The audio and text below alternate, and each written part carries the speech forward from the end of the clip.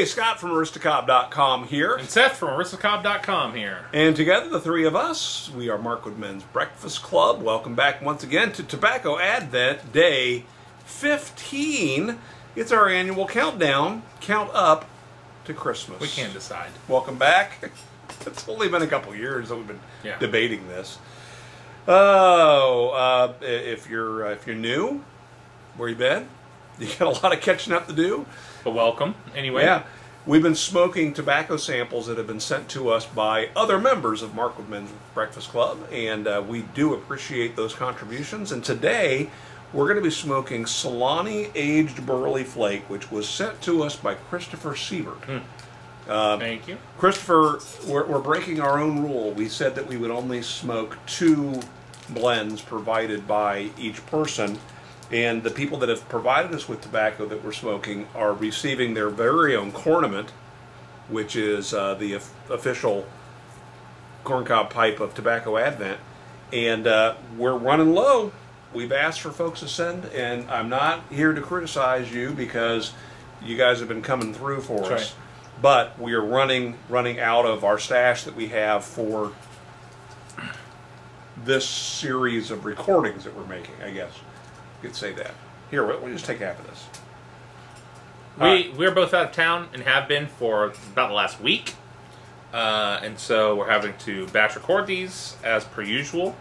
And so we are running low on the tobacco that was sent in earlier in the month. Thank you for those of you who have continued to send it in. We will definitely get to those as we pick up recording when we return. So here on day 15, while I'm saying that, by the time you see this on day 15, we might have enough to get us through. I don't know. When in doubt, throw us a message or a comment asking if we still need tobacco, and we will give you a more timely answer to that question. All right.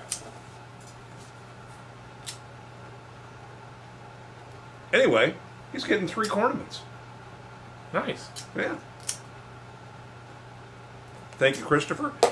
Let's get to our question of the day. So folks that are waiting anxiously to post their video response to get themselves into our contest, more information about that is in the description. They can answer this question. What is a Christmas song that makes you cringe? That's an actual Christmas question. Yeah. What is a Christmas song that makes you cringe? I'll go ahead.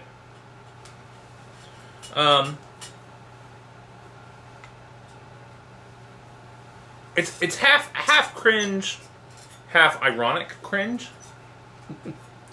But ever since it was pointed out to me just how strong the rapey vibes on "Baby It's Cold Outside" are, "Baby It's Cold Outside" is one that kind of makes me cringe a little bit, just a little bit.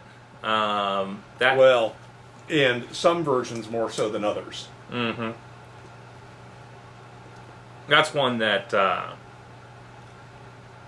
yeah, especially in the current social climate, it's one that just screams maybe there was something inappropriate going on. Yeah, so like it's Matt Lauer's favorite song. yeah. Yeah. I missed the verse about the desk button, but yeah. You? I really can't stay, baby. Try that door again.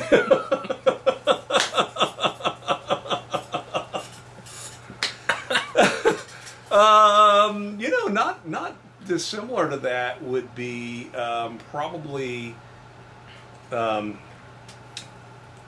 is the name of that song? Eartha Kitt made it famous, and I actually don't mind the Eartha Kitt Santa Baby. Yeah. I don't mind the Eartha Kitt version because that was the original and it was clever. Who's Eartha Kitt, you might ask? Our fans in France know all about Eartha Kitt. Okay. If you don't know Eartha Kitt, you do, because she was Catwoman on the Batman series. She was the one that one with shark repellent. No, that was it? Who was that? Lee Merriweather? I'm probably getting my names wrong. That was. So what Batman series? Well, not the Adam West. Yeah, that was Adam West. There were two Catwomans. Ah, yes, okay. Yes. So Eartha Kitt was a singer and performer, African American, who had issues in America because in the '60s things weren't quite so generous to African Americans.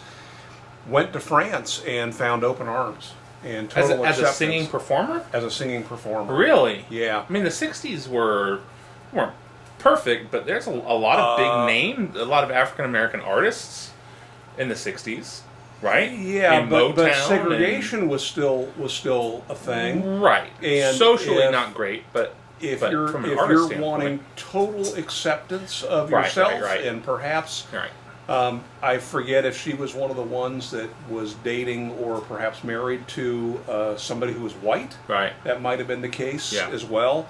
That certainly wasn't at all acceptable. Right. It wasn't in the 60s. kind. Wasn't kind. Yeah, but that was. But in France Yeah. it was total open door there, and Okay. so she found her biggest success in France. What was the other gal's name? Was it Merriweather? Sounds right. It doesn't. All right, Catwoman. The other Catwoman. Halle Berry. Eartha Kitt, though, was the one that had the perfect voice. So right? why does that song make you cringe? Well, especially now that it's been redone by people like Madonna, it just comes across just so Sleazy. squirmy and sleazy. Yeah, it's really, really bad when it's like Glee or done by like young teenage girls. Yeah. Real sultry and All right, so I need to get the answer to this just to get it out of my head. But we'll do that. No, you keep off talking camera. first. No, keep talking. Because the other one, I like her too. Catwoman. Look, when the video's over, that's it for you guys. I'm sorry, guys. You've already gotten the answer to this question. Some might say it's cold outside. Julie Newmar. Oh, Julie Newmar. yes, so close. Swimmy, swammy, Samsonite. Julie Newmar. She was actually on the episode of The Monkees and in the music video for The Girl That I Knew Somewhere. Julie Newmar. You can see her right here on YouTube. The Girl That I Knew Somewhere. Okay. This is strong tobacco. Actually, I don't think that it's terribly strong. Again, puffing it at a reasonable rate for a flake. Yeah, I probably haven't been doing that. It's flavor-wise, I really like it, but it's hitting me quite strong. It could be the build-up in my system of the nicotine, but excuse me, I like it. In particular, this has jumped out. I'm going to smoke it. Yeah. Me too. Thank you for sharing it with us. And for the rest of you, answer the question.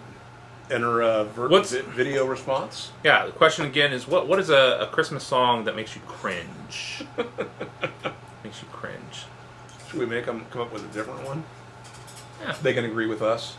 Absolutely. Which version of the songs, if you're going to pick one of ours, who sings it the most worst? The worst.